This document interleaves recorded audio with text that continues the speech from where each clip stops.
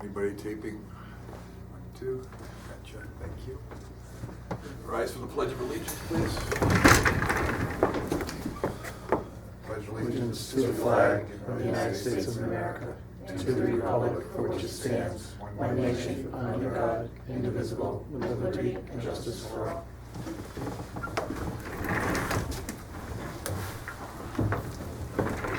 As you can see, we're missing a couple board members tonight, this evening. Marc and Dario are both sick, so we'll cover as many of the items as we can this evening, but we can't go over anything that requires a vote. So, okay, there's no minutes to go over.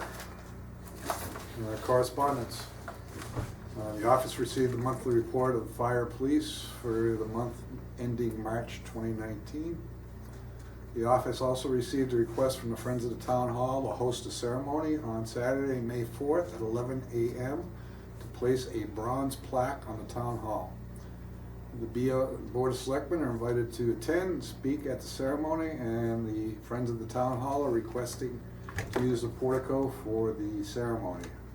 Resident Mason by trade, Al Fortin, has volunteered his time to place the plaque on the building. Voter registration will be held at the Town Clerk's office on Wednesday, April 17th from 9 a.m. to 8 p.m. Voter registration is being held in anticipation of the annual town election as well as the upcoming town meetings. The town will host a candidates night at the Senior Center on Tuesday, April 23rd, 2019 at 6 p.m. Candidates for election will be present to answer any of your questions. The office received notice from the Planning Committee informing the board that the members intend on resigning from the position at the conclusion of the annual town meeting.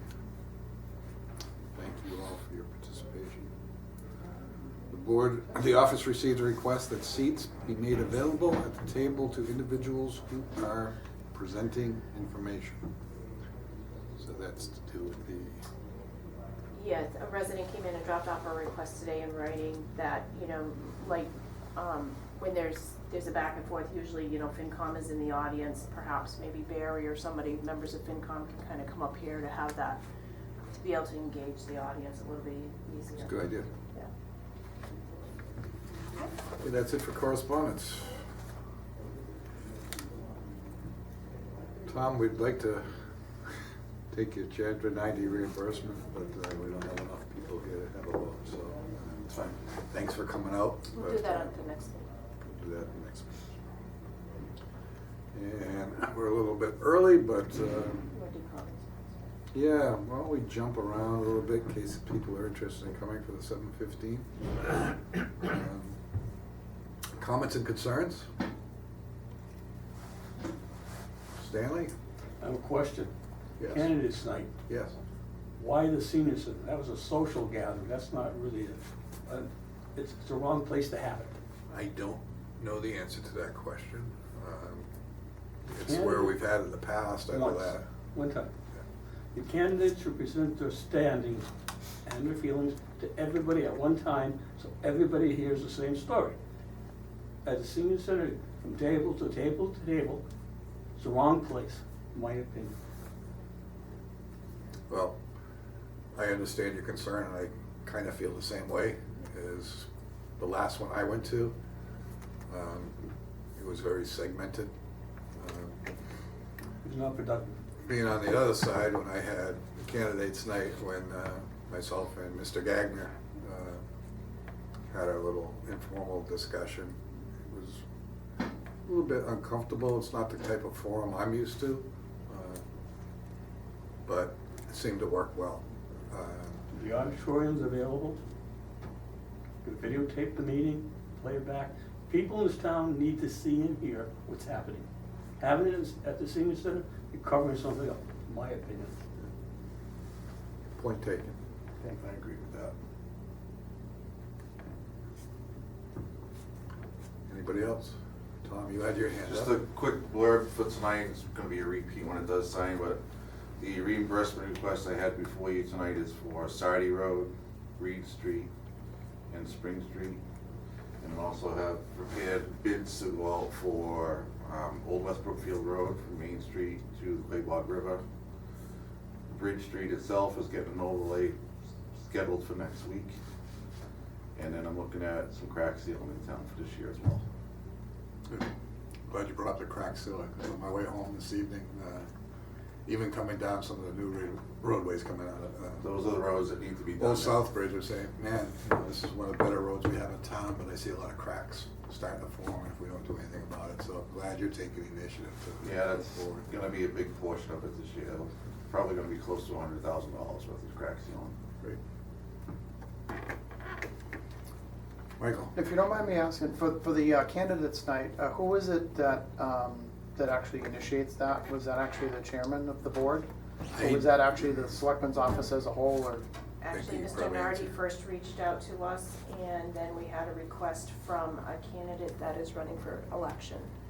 Okay. So contacted the board, and they said, yeah, go ahead, and we sent out Yeah, at first it was going to be people that just were contested. contested races, Right. but it's been opened up for anybody that wants to put their face forward and answer any questions voters may have. So I know there's people that will be there that are uncontested, and that's just to meet the people and answer any questions they may have about what their intentions are, what their qualifications are, and we're Right. gonna go with it, so. Is there any reason why the board cannot, because like Stanley said, it was only just that one time that it was put there. Is there any reason why it can't come back to here with with the candidates sitting up there with the public being able to ask questions? I don't see a reason why not. Okay, They'll that's take into just a curious consideration question, for the that's all. future. I think it's kind of close to the election right now to make any changes, but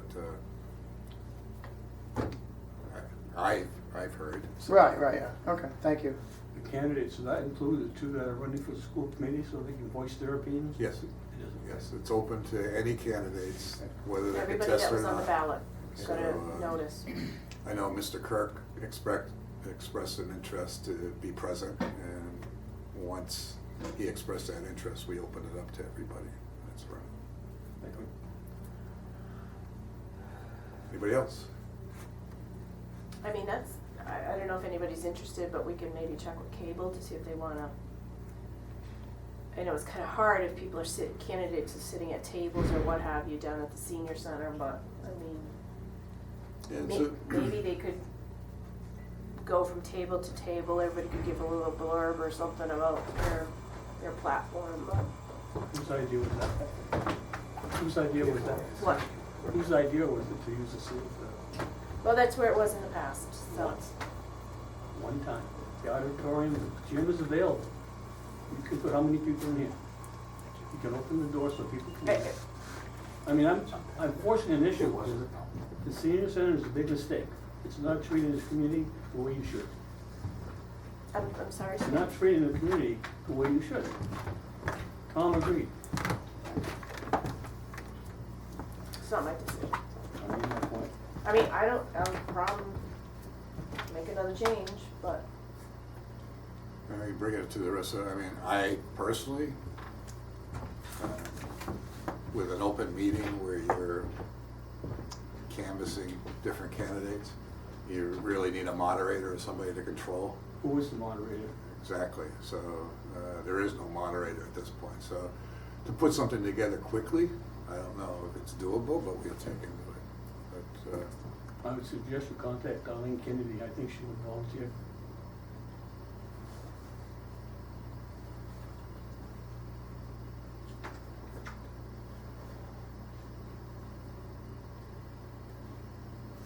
any other comments, concerns?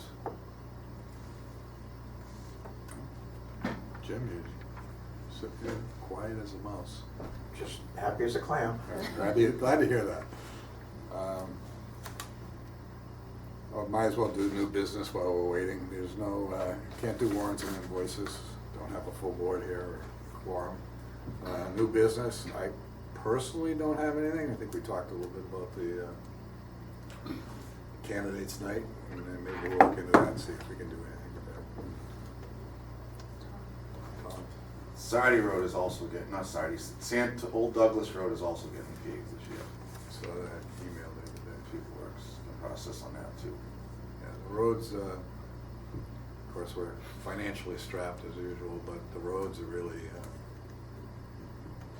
Just the thing falling apart on us. on the roads is, I've been getting a lot of questions throughout the years on why roads aren't getting done, why roads aren't getting done.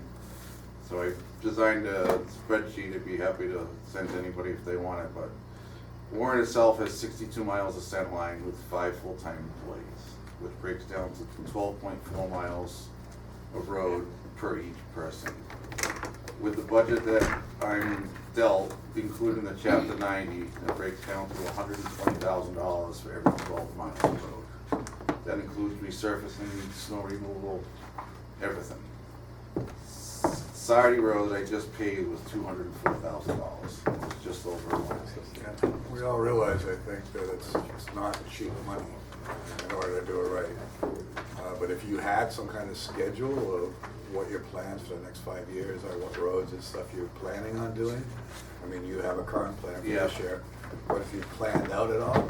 Yeah, I've been following that for several years. You may want to share it with the office, and maybe we can get on the website or something, so if people are curious as to, they have a problem on their road and they're curious to see where it is in the lineup, they have a resource to look at, and then maybe come up for us and, Yeah. you know, see if there's anything that can. Another thing I was thinking of doing is to email myself or the board on what roads residents think should be done, but it can't be their road type deal. You know, it's, in the way I've been paving the roads before this is ones that have travel, have many houses on it, and I can't do snow removal on it. So between that combination is the ones that have been resurfacing, and then the ones that are good enough for paving preservation techniques that we do that. Yeah, I mean, I'm at a disadvantage because there's a lot of times I don't get to all the roads in town, you know, or very rarely get to them. And so I personally don't know the condition of a lot of the roads. I've looked down some and said, this must be a dirt road, I don't want to take my car down there where it actually isn't, but I can understand that it's another group of eyes out there keeping an eye on things, so it might be helpful as well. Because we can't be everywhere, we can't see everything.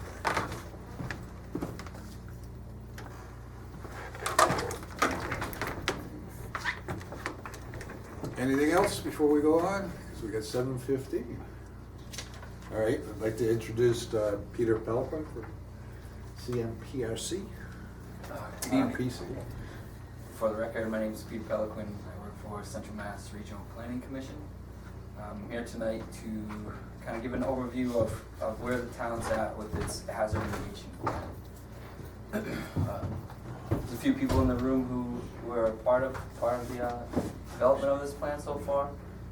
They probably don't recognize my face because I was not part of that. Colleague Adam Nardi started the project. He since has left and moved on to other ventures. So I'm here to carry out the second half of the plan. So to start off, I guess it's the question is, why is Warren creating this plan? Why does Warren want to have this plan in place? Back in 2000, legislation was created that's called the Federal Disaster Mitigation Act of 2000. And that was essentially a way for FEMA to kind of put a check and balance on natural disaster money spent. So they created a new pool of money that's designed to be spent on mitigating hazards, and a pool of money that's set aside for disaster declarations. So by going through the process to create this plan and then finally adopting the plan at the end after it's been approved by MEMA and FEMA, the town then becomes eligible for that hazard mitigation pool of money during the grant cycles.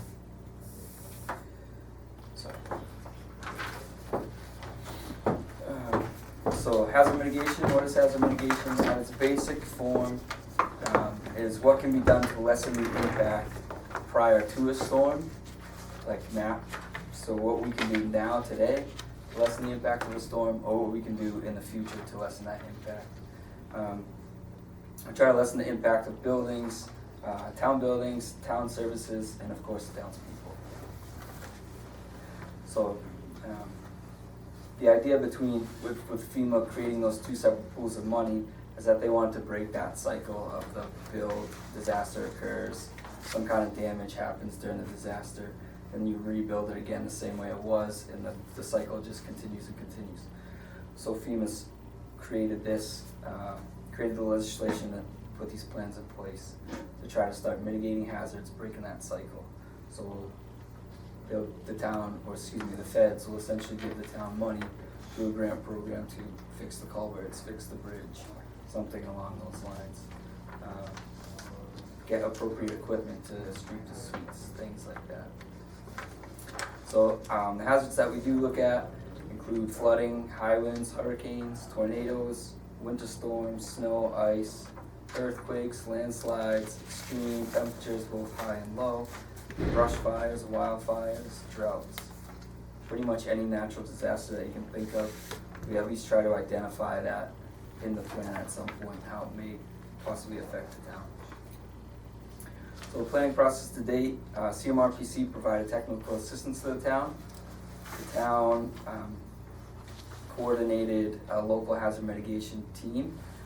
And between the team and CMRPC, they conducted 3 meetings identifying local hazards, critical infrastructures, and making sure that things are on the right place on the maps, as well as local issues, local recurring flooding or troubled areas that are potential wildfire hazards, things of that nature, snow drifting. A lot of local knowledge is put into those meetings.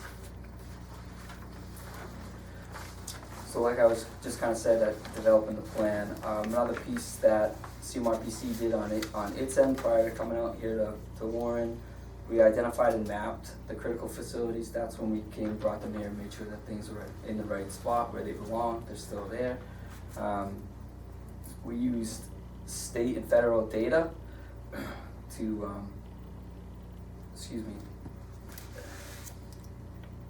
we used state and local data to put the 100-year floodplains, 500-year floodplains, potential wildfires, slope for landslides, things like that was all put into the maps that we also brought to the town.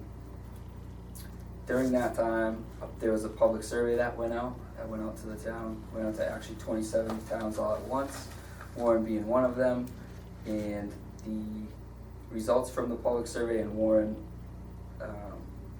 the residents of the town were most concerned about winter storms, snow and ice damage, high wind events, so hurricanes, high winds, tornadoes, things of that nature, and severe thunderstorms. I will say with the public survey, there was a very small number of, surveys taken, responses, thank you. There was only 4 in the town of Warren. How many? Do you know the number? How many surveys went out versus? Well, there was a link on the website. Yeah, it was put online and it was out for roughly 3 months. It's actually still open, but no one from Warren has taken a long time. I So, did it. Thank you. The fire So that chief leaves did. 3 others. The fire chief did it too, I do know that. I did not.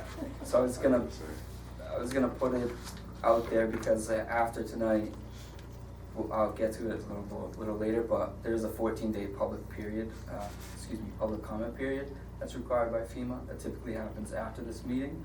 So I was thinking that I could resend the link to the town, and maybe during those 14 days, we could try to see if we could generate a little bit more interest. Well, it's a good forum right now because we are on local TV, Access TV, so it's a good opportunity to put a plug out there that if there's concerns out there, then responding to the survey may be in everybody's best interest. I would agree. So this is a forum to get it out there. I will send the link over to the town tomorrow. Great, thank you very much, Peter. So getting back to kind of the heart of the plan, there's kind of 4 tools and techniques that we piece together the plan with, and we look at structure and infrastructure projects, preparedness and coordination and response actions, education and awareness, local plans and regulations. We encompass those 4 kind of broad areas into those list of roughly 10 natural hazards we were talking about earlier. So when it comes to structure and infrastructure projects, we're thinking about how do we prevent floodwaters from reaching a property, what man-made structures do we have or don't have to control water flows, such as culverts, dams, storm drainage, facilities, pumping facilities. So pumping facilities in floodplain, and it gets flooded out and shorted out. It's kind of no good during every storm when it's needed. So it's thinking in terms of, is there a way to relocate that, move that somewhere else, build new. Some other infrastructure things can be as simple as cleaning a catch basin. To the DPW, I know it's not just as simple as that, but costly. Got a truck to do it now, so. When we're identifying critical facilities, we're thinking about what is a disaster response site, like a fire station, police station, maybe a senior center that's used as a shelter, town halls, places that the town government could still conduct business during a storm and the population's needs could get met in those buildings. How to keep those buildings safe. Preparedness and response, national flood insurance programs, there's community rating systems. Those are typically used a little in bigger cities like Worcester. Worcester's the only one that's used it in our region so far. Evacuation plannings, do we have a plan in place? Is there signs marked to get residents out of town in time of need? Facilitate and coordinate administration, enforcement, collaboration. So we're thinking like, how well does the town, emergency responders and town government and DPWs and water and so on, how well do they communicate on a regular basis or even during a storm? How to improve those communications. Education and awareness. Some of these are relatively simple and easy to do, and it's something that can just be as simple as putting a link to a hurricane website on the town's website, or a weather app of some type, so people can stay informed, at essentially a click of a button. You can post hazard information in public spaces, so like town hall, schools, library, senior center, police department, fire department, etc. And then public outreach at a community event, like the upcoming election. Town meeting, yeah. election, yeah. This is ways to have a table with a few brochures, or even just a couple letterheads that say, it's drought season or flood season or something. Visit the town website, generate some interest into the town website as well. Local plans and regulations. This is when we kind of look at what most towns already have in place. When you think about planning and zoning, new subdivision site plans, floodplain regulations, water bylaws, building codes, master plans, open space plans, all those things. Making sure we're not building in a floodplain or on a steep slope that could be a landslide hazard, things like that. So we'll kind of touch on this a little bit earlier, the hazard identification and mapping. A lot of that data came from the state and federal data on floodplains, average annual snowfalls, extreme snowfalls, average wind speeds, extreme wind speeds, etc., etc. We also reviewed the Mass State Hazard Mitigation Plan, so that's the mitigation plan for the state as a whole, and tried to stay in line with what the state's doing. Even though there's local differences then throughout the state, but to keep the formulas and hazards, natural hazards on the same path, the same track. Like I mentioned earlier, we coordinate with the local team to get as much local information as possible to put into the plans, into the strategies, and into the mapping. The other hazards is geologic, wind, and snow. The photo is earthquakes since 1990. It's kind of surprising how many earthquakes there are in New England. And then below that, I'm sorry that's kind of hard to read, but those are the most recent declared hurricane and snow disasters. And during those disasters, that's when grant monies do become available as long as you're in that disaster zone. So some of the existing mitigation measures that we went over, or that the town already has in place, is emergency management plan, following with the state building codes. Flood-related hazards would be street sweeping, catch basin cleaning, unclogging drains, subdivision rules and regulations, zoning regulations. Most of these are all pretty standard, but they are there for a reason, and they are mitigating hazards. Dam safety, staying in line with the state permits for the dam constructions, using the DCR for the state required inspections. Wind-related hazards would be a tree trimming program, brush removal. Winter-related hazards would be salting, sanding, plowing of the roadways, things of that nature. And, a brush fire-related hazard would be requiring permits for outdoor burning. So that's what the town already has in place. The next slide, it's 4 or 5 strategies that came out of the plan, out of roughly about 35 to 40 strategies that the town came up with. One of them was to develop a formal vegetation debris management program to reduce debris and thereby mitigate the risk of stormwater flooding, ravine flooding, winter storm damage, etc. Another one was to mitigate stormwater runoff on Lower Reed Street through drainage installation. The mitigation will stop the roadway from being shut down during heavy rainstorms.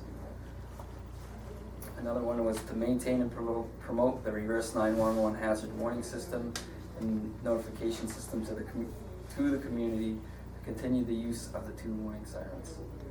This way the town will be informed when there is something in the pipeline. Moving forward, we want to try to integrate hazard mitigation concerns into future transportation projects. So if the road's getting ripped up, we should try to replace those culverts when we can, repair the bridges as necessary, maybe create better drainage ditches along the side of the road, things of that nature. And last but not least, we want to update the hazard mitigation plan in 5 years.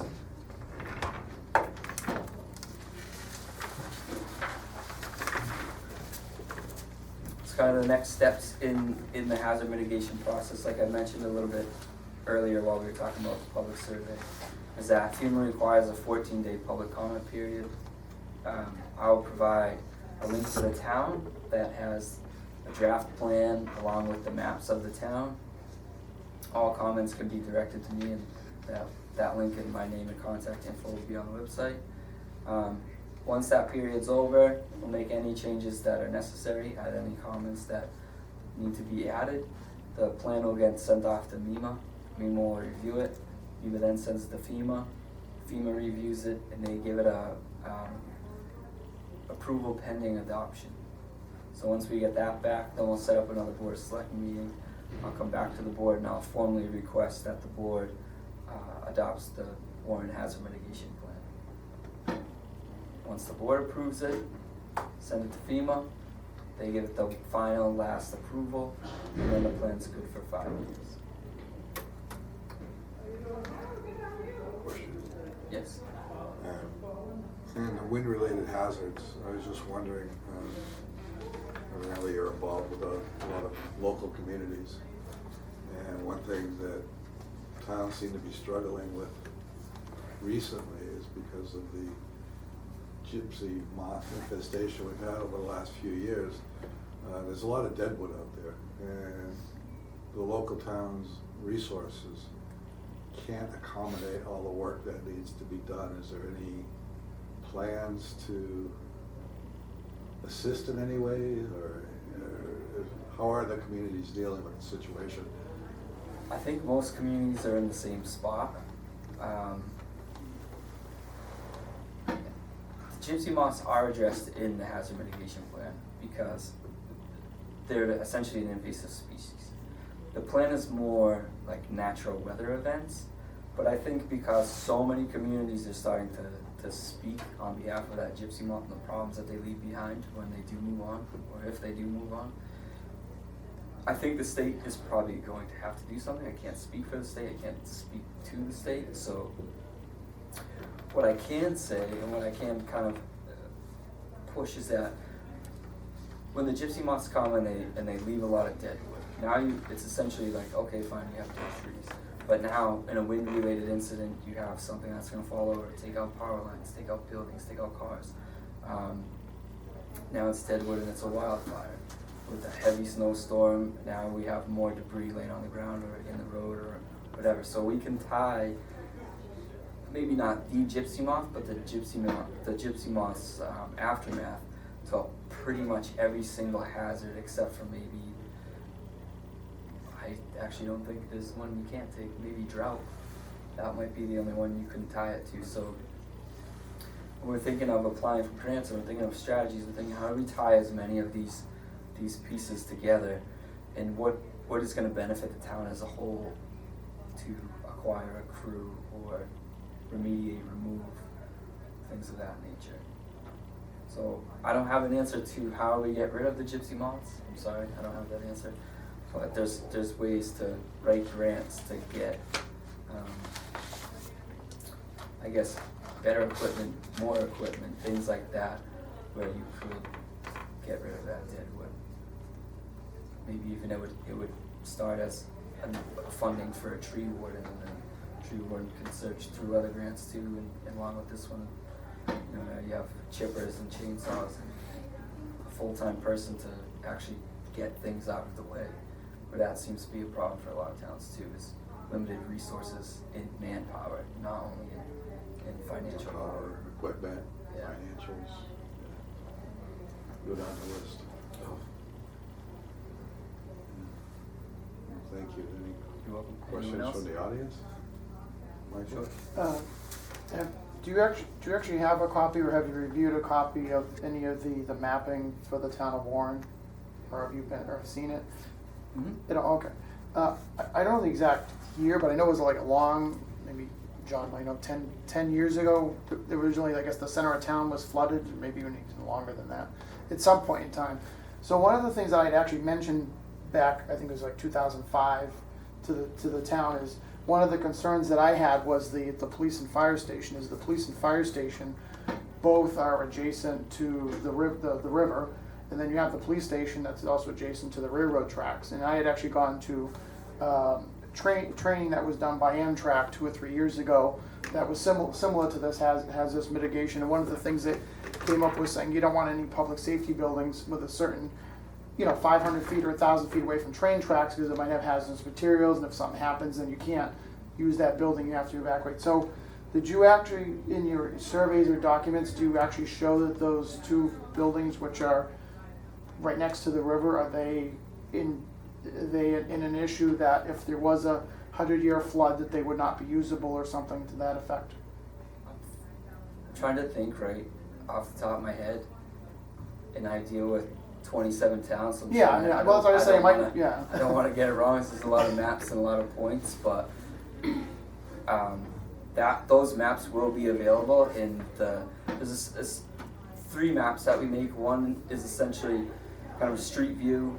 I shouldn't say street view, but street layout, and then it has where all the critical infrastructures in the town that have been identified, like pointed out. And then the second map puts critical infrastructure and hazards together as an overlay. And then the third map kind of overlays multiple layers. So you have where are the critical infrastructure, you have a 100-year floodplain mapped out, a 500-year floodplain mapped out, wildfires are mapped out on there. The local identified flooding areas are mapped out. Snow drifting is mapped out. Slope is mapped out. So there's a lot of information on those maps. And I don't want to say that yes, it shows those areas in a 100 or 500-year floodplain. So I don't have the map in front of me, but it would probably make sense. Oh, okay. But I will have those maps available during the 14-day public comment period. Oh, You'll okay. be able to see And that's the something link that'll to them. be, you can just go to the website and go to that link, Yep. and then you can actually view the maps online. Correct. Oh, okay. Correct. Because one of the things that I had suggested, because back then is when I kind of learned that information, I'd kind of questioned the town saying, well, why don't we have an alternative location that is actually like an emergency operations center where the police, so if there is an issue with those 2 buildings, the police, fire, emergency management, highway can all work out of one building that has, all the radios and all this and all that. type of setup, and, I'd asked that a long time ago, and nothing's progressed since 2004, so. That's pretty much the only question I have. Thank you. You're welcome. Anyone else? No? Jeremy, no questions? You're one of our emergency management guys there. A big part of this. The thing, you mentioned about grants and stuff. Now, having this plan in effect, is that gonna help any future grants? Yeah, so essentially this grant is almost like the key to the lock. If you don't have this grant, you can't unlock the lock. The FEMA they won't even acknowledge your grant application through that hazard mitigation FEMA grants, which are open, I believe, every year. We just closed April 4th, I believe. So with this grant in place, in the FEMA approval and the local adoption, you've essentially said to FEMA, we've taken a very critical look at our town. We understand that we have some vulnerabilities here. We have places where we can improve. We have places where we can have long-term success that we want to build upon. So it's once the grants the grant cycle's open, that's when you can start writing grants to apply for these culvert improvements or street sweeping equipment, things of that nature.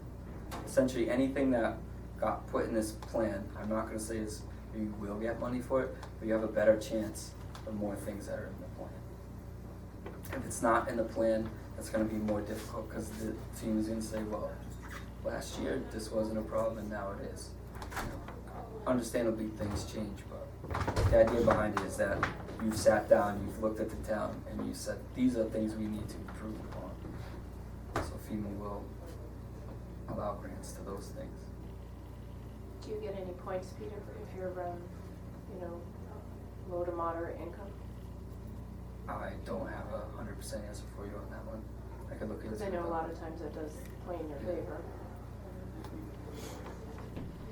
But the first step is getting the plan together, identifying all the weaknesses, developing a plan to attack those weaknesses, and then Correct. grant writing if the money becomes available. Yeah, and kind of prioritizing those strategies too, the ideas that came out of the plan. Is it a high priority, high cost with a low impact versus is it a high priority with a low cost with a high mitigation impact, like things like that. That's what FEMA's going to be looking at too when you apply for the grants. So a lot of things like that was discussed and sorted out through those meetings. Adam, you missed the presentation. I apologize, I had to go up to finance, so I apologize. Adam was in the meeting, so that's. Yeah, I mean, he's we've well gone aware over a of- lot of this, so I'm well aware of Well-versed? what it Yeah. is. Yes, thank you. Agreed. Again, I apologize, but I had to run upstairs. Anybody else? Yes, one last question. So if you're able to identify any issues, is there also grant money that's able to to help build an EOC or anything like that in the town? Or to fund stuff to? I don't want to say yes and I don't want to say no. I'm thinking to build an EOC, that's going to be a substantial grant.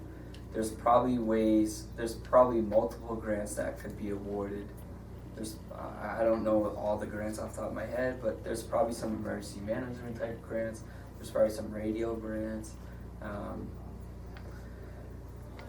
There's building grants, there's road grants. So there maybe is a possibility of finding and compiling all these grants to maybe cover half the cost or 3/4 of the cost. I don't know. I can't speak to exactly how it would work, but there's potentially ways. Nothing's really Right, yeah. impossible.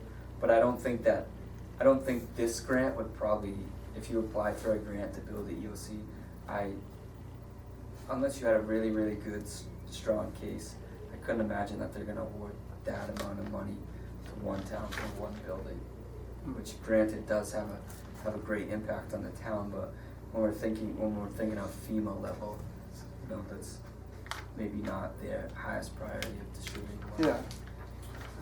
Could some of the money be used to then, if you had a building or that you were gonna create as an EOC, could the money then be used to buy radios and set it up with stuff like that, instead of building a new building from scratch or something like that? Possibly, yeah. Okay. I'm not a emergency management Right, yeah. grant person, so I don't wanna say yes or no to either one of those. All right. Thank you, appreciate You're your welcome. Thank you very much. You're welcome. I will get those links over to you tomorrow, Rebecca, and hopefully people take the survey. I'll say this. Thank you for your time. Peter, did you make this?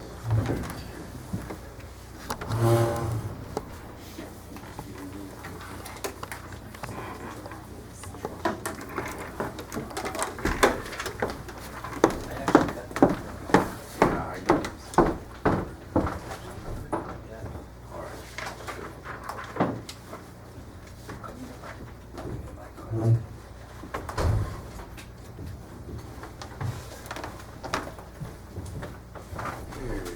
We need FinCom. He's down here. We're still voting on things upstairs. They wanted to be present with the library discussions. Is that where Becky just went? I think she just wanted to make a copy. You want me to run up there? If you could, Adam, I'd appreciate it.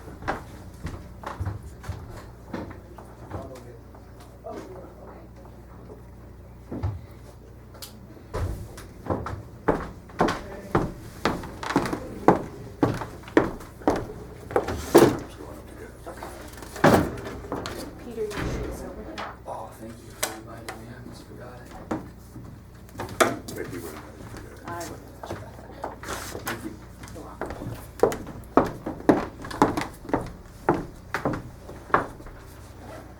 I take it we have the libraries here. Great. You do. I'm sorry, I'm the only selectman present, but we did meet last night and voted on the budgets, so FinCom was part of that, so we're going to get them now, because they want to be part of the discussion as well.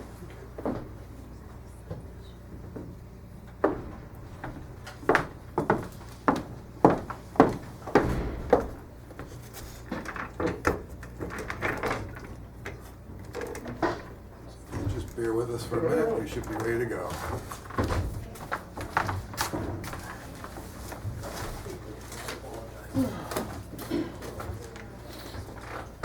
Thank you, Adam. They're on their way down.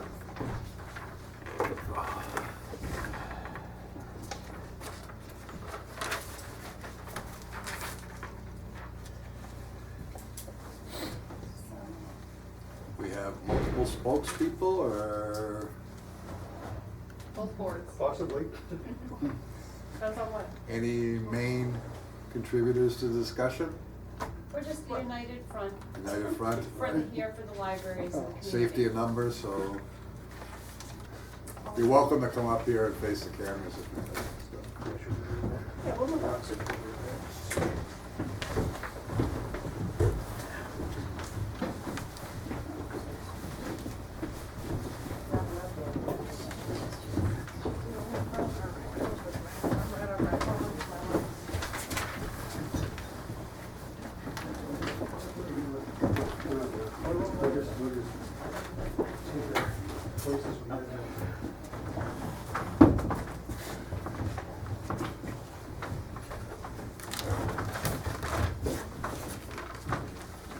You guys can move forward if you'd like. I'll have to go forward because you're so soft-spoken. I know. Hard of hearing nowadays. That's it. Yeah. Pass your board. Hey, we had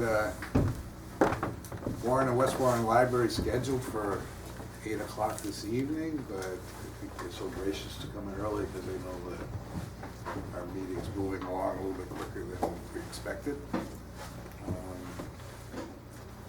So open it up for discussion on the FY 2020 budget. So, it's your show. Okay, how would you like us to proceed? We're here, there's an ad on TV that says, you've got to show up. So here we are, and we're here as United Front with the bottom line of the budget, between the two of us, there have been issues in the past, but we have been working together for almost 3 years now, and feel very, very strongly that the libraries have been neglected. We have not had an increase in our services in 10 years, and 10 years ago, we had a significant reduction in our services. So we met with the finance committee a few weeks ago and pled our case, and we are interested in what they have to say. Barry? So we listened to the concerns of the libraries, and we voted after their presentation for a 5% raise above last year's total. So that equates to $3,919 per library. And we hope that in time we'll be able to affect that annual raise that was implemented years ago that we should really be adhering to.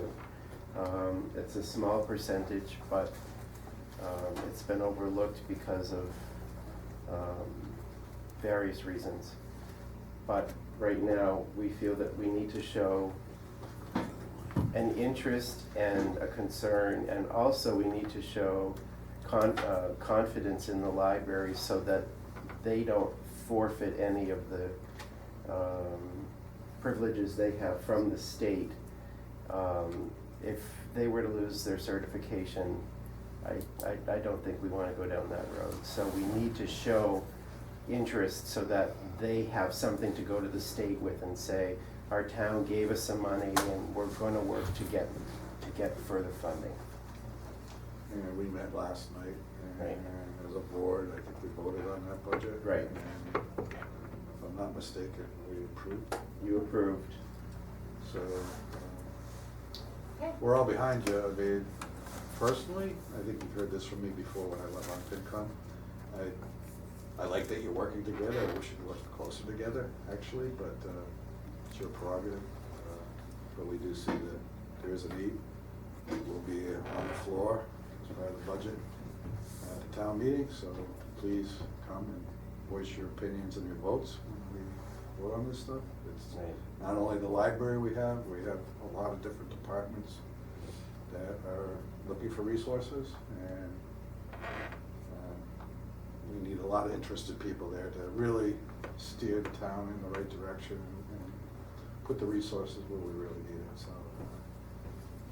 we have to rely on all of you to come out there and vote and voice your opinions. It's the only way we. Okay. Wonderful. We really appreciate your coming behind us, because it's really important. We perform many functions for the community. We're a community resource in so many ways. That both the children and the adults, after school, in the evenings, between the two libraries, we're open 6 days a week. We stretch our resources to the max, and the fact that if you are behind us and supporting us, that really will help us to move forward. Thank you. Thank you. I'd like to say one more thing, if I may. Please, for anyone that's in this room or anyone listening to this broadcast tonight, do not become complacent. A lot of this is hinging on how we vote our larger budget that's going to come at that meeting. We could be forced into a recess if that vote should support $1 million budget increase for the school.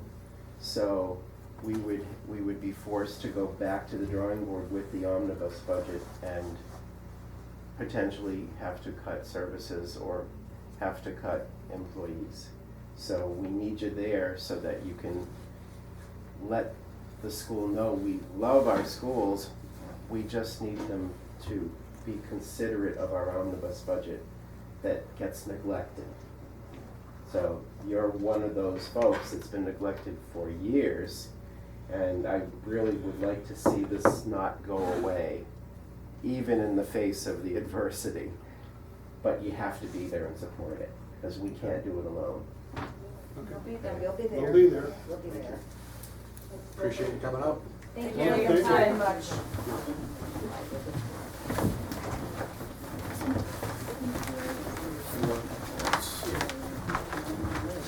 So we already did comments and concerns, but there was people that weren't present, so I'll open it up again.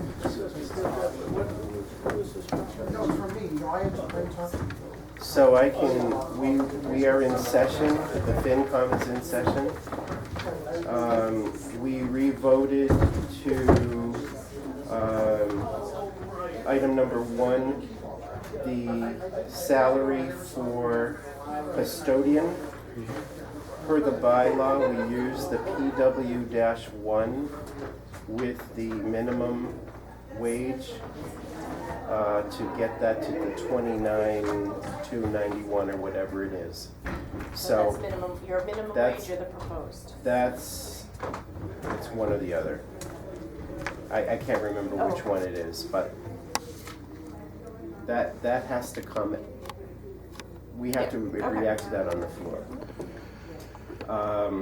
So that would mean the whole select board's budget was passed tonight. Okay. Then we revisited fire department, and we voted unanimously to change the 4 items that Adam had requested. So we readjusted the EMS hourly wage, we readjusted overtime, we readjusted billing and reporting, and we readjusted advanced life support with the recommendation of the select board. So we will readjust our final figure, but we're in agreement with what was changed last night. The last thing was the Council on Aging. We changed the custodian figure, and we changed the COA part-time general helper with the recommendation of the select board, and that was voted unanimously as well. So the budget right now, as it stands, we're in agreement 100%. Thank you. All right? I know a lot of work went into it. With all departments, all boards. Right. So we're in Tough good. time of year for us. So. But again, I would just like to say to the select board that this will be a very different town meeting. Anticipated And- being such, yes. Right, so we need to be paying attention to our omnibus budget as well, and potentially all those changes could go away. So I will have the budget as the select board has proposed with the wage classification change. I will have the budget without the wage classification change. And then I will have a blank budget to address what might have to be changed. It depends on how the board votes to go forward at town meeting. And if you decide to hold to make changes, that will be one scenario. If you decide to adjourn and reconvene at a different date, that'll be another scenario. That'll be in your hands with council at our side, hopefully giving us the right way to do it. But we'll be prepared. All right? Anything else, David? Do you have your? Yeah, just a question. With the upcoming election, and there are several contested positions, will there be a meet the candidates night here in the Shepherd Hall building? We had that discussion earlier. How we got to where we are, where we go forward. There's pros and cons to both scenarios. Like, I mean, when I was sitting up here in open discussion, question and answer, there were specific questions that came from a moderator. I had no problem with the forum. I'm not used to that kind of forum, but I had no problem with it. The forum that is being proposed now, where it's meet and greet down the senior center, there's no real question and answer, no debate going on, and to come up with a method right now to moderate and everything to make sure everybody gets equal time and stuff like that. It's not my expertise, so I understand the concerns, and I'd like to see people get their voice out there. What forum? The forum was chosen based on past practice, I guess. So I'm open to anything. It's just that we're pressed for time now, so we'll have to do something. I think Vicky's gonna be talking to somebody tomorrow. You talk to Dario or the other select board members. and Yeah, see. so we don't violate open meeting law, I can check to see what their thoughts are. Well, last year's was specific and set up just for the selectmen, which is one thing, and I guess I wouldn't think about something like that, because we have, you know, multiple positions with multiple contestants, but something that could be broadcast and give each candidate, you know, an opportunity for 30 seconds or a minute to make some comments and take any questions from people that were there. The issue for me on the 23rd is I am currently scheduled as something that I really can't back out of on that night. We were gonna approach cable to see if they can get the cameras down. Just to have a presence and maybe go table to table, just to Yeah. have an introduction of people and where they stand on a particular issue. It's kind of fluid right now, so, I mean, came up at early, while you guys were upstairs at your Okay. FinCom meeting, same question came forth. And, Okay. we fielded it best we could with what we have here. If you couldn't do the candidates night, could the cable department film each candidate with a statement that could be broadcast on cable? I mean, if that would be suitable. If you can't do a candidate night, at least give them the opportunity to make a statement as to what their position is and how they feel why they should be the candidate to vote for. And then you could still go down the senior center and shake hands if that was applicable, or. Personally, I like to see both. I know. Actually, it's a good idea. It is, you know, a little cameo At for least each it gives candidate. people a You chance. know, this is why I'm doing what I'm doing, you know, and then allow during candidates nights when everybody's there to be able to field any questions that may arise from that short Right, from that blurb. blurb. Right? So it's a good idea. I just think that would be, I wouldn't say that you needed to do both if you decided to go for the candidates night, but at least it would be something if you couldn't do the candidates night. Bev? The candidates night at the senior center was not that well attended. No. I it mean, we wasn't. might have had, I think, 17 people besides the candidates. Well, So- we had that I think, discussion up front here. It wasn't well attended either. Yeah. And But it was publicized, that was broadcast. broadcast, correct. it wasn't broadcast at the senior center. And That's then what No, I they- meant the one, yeah, it was. the one Oh, that was yes, here, yeah. so. I'm open to Okay.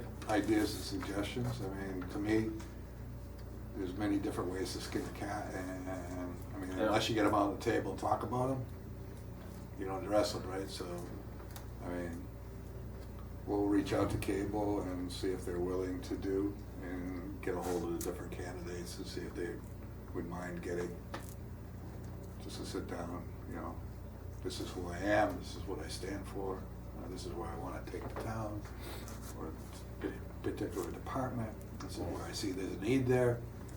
Whatever they wanna get off their chest and get it out to the public, the voting public, I think it's a good idea, so.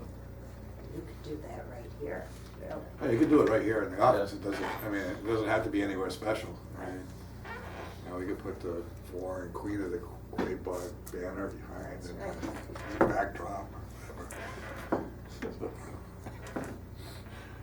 All right, that's, Michael. Yeah, I just have one question regarding the financial situation. Maybe Barry might have an answer, or you might know the answer.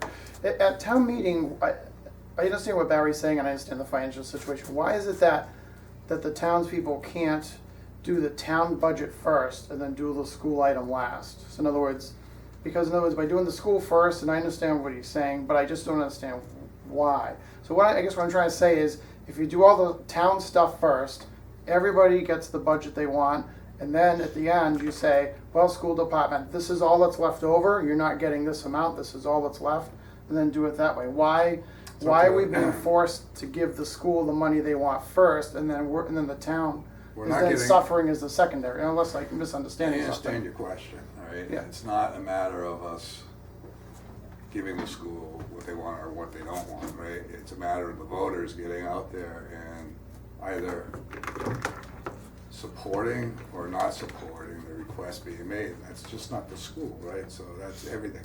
But the school is a major component of the overall town budget, right? So Right. you really need to understand that portion of the budget before you proceed down the road and look at all the different things that we'd like to do as a town for the future, right? We need to know what direction to go into, right? So if the school comes in to say, I want $2 million over or whatever, right? We need to take that in consideration when we've looked at all the other departments and boards and say, whoa, you know, what's that gonna do to the tax rate for everybody in town, right? So we have a limit to what we can do, right? So we need to get that out there. But also one thing that happens too is somebody will get up in motion to take it out of order.